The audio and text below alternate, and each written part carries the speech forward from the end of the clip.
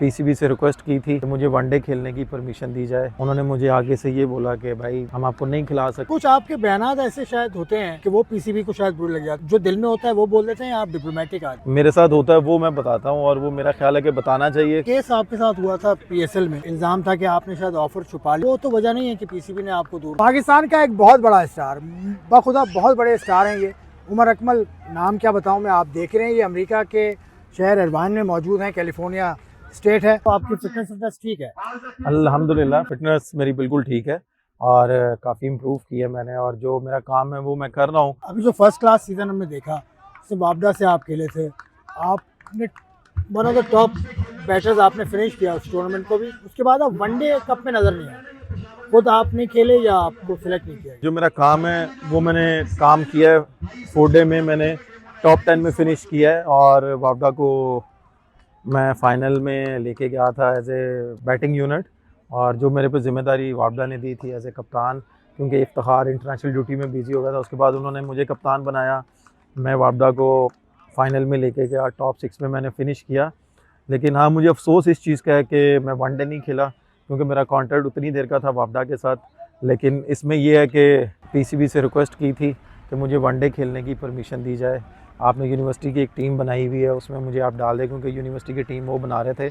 उन्होंने मुझे आगे से ये बोला कि भाई आप वापडा से खेल चुके हो, हम आपको नहीं खिला सकते। लेकिन ये है कि मैंने उसमें जुनैद भाई को कॉल की, जो हमारे डोमेस्टिक के हैं, और जो नियाज़ी साहब हैं वो, उनको मैंने कॉल की। उन्होंने बोला कि नहीं, आप ज़रा पहले हमें बताएं कि भाई आपको क्यों नहीं खिला रहे। तो मैंने उनसे बोला था कि मेरा कॉन्ट्रैक्ट इतनी देर का है, तो अगर मुझे परमिशन दे देते तो मेरा ख्याल है कि मैं पाकिस्तान का प्लेयर हूँ, पाकिस्तान को इतनी देर सर्व किया है, तो अगर मैं खेलता तो मैंने और अच्छा परफॉर्म करना था और मेरे लिए और आसानियाँ पैदा हो जानी थी। लेकिन नो डाउट जो होता है बेहतरी के लिए होता है, और अल्हम्दुलिल्लाह मैं कोशिश कर रहा हूँ जो भी क्रिकेट खेलूँ अल्हम्दुलिल्लाह मैं उसमें परफॉर्म करूँ। जिस तरह की आप हिम्मत दिखाते हैं, मतलब कोई वक्त ऐसा खुदा ना करे आए कि आप टूट जाएं, कि आप कहें कि यार मैंने अब नहीं खेलना।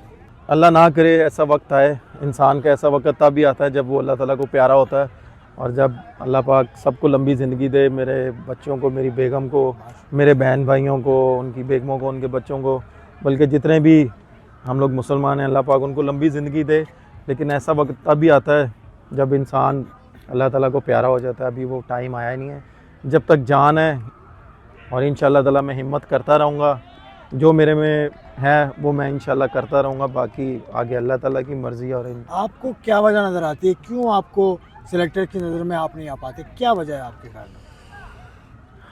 आपने बड़ा मुश्किल क्वेश्चन कर लिया मेरे पे। देखें, ये तो आप उनसे ही पूछ लें तो ज़्यादा बेहतर है। अभी राइट टाइम नहीं है ये जवाब देने का, तो इंशाल्लाह ताला जब राइट टाइम आएगा तो। बाबर आजम भी आपके कज़न है, कहा यह जाता है कि बाबर की मर्ज़ी से टीम बनती है, तो बाबर से आपके ताल्लुकात ख़राब हैं या बाबर को आप नज़र नहीं आते? नहीं, देखिए पाकिस्तान की टीम है और वो पाकिस्तान का कप्तान है, जो उसको बेटर नज़र आ रहा है वो कर रहा है। अगर मैं उसके प्लान में नहीं हूँ तो ऑब्वियसली वो नहीं ले रहा। लेकिन ये है कि चीफ सेलेक्टर्स जो भी हैं, और मैं पाकिस्तान क्रिकेट बोर्ड के लिए 24/7 अवेलेबल हूँ। जब भी वो मौका देंगे इंशाल्लाह ताला मैं खेलूँगा। आपके सामने ये डोमेस्टिक में मैंने जैसा परफॉर्म किया है, तो इंशाल्लाह ताला उम्मीद है कि इंशाल्लाह बहुत जल्दी मौका मिलेगा। चलें, उमर ने उम्मीद रखी हुई, अच्छी बात है। सिलेक्टर की आपने बात की, एक सिलेक्टर तो आपके साथ बैटिंग करते हुए देखा है, अब्दुल रज़ाक को, तो इतना करीब से उनको विजन मिल गया, तो अब क्या उधर बाकी रह गया? मेरा ख्याल है कि ये क्वेश्चन आप रज़ाक भाई से पूछ लें तो ज़्यादा बेटर है, क्योंकि मेरा काम है, जैसे मैंने बताया, कि मैं जो भी क्रिकेट खेलूँ उसमें परफॉर्म करूँ और अपनी फ़िटनेस को बेटर से बेटर करता जाऊँगा।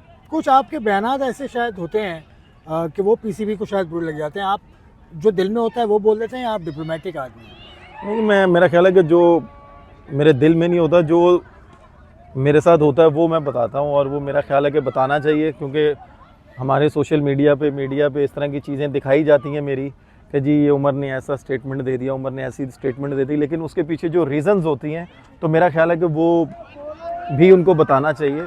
और अल्हम्दुलिल्लाह मैं कोई ऐसा उल्टा सीधा काम नहीं करता, ग्राउंड में अपनी 100% देता हूँ।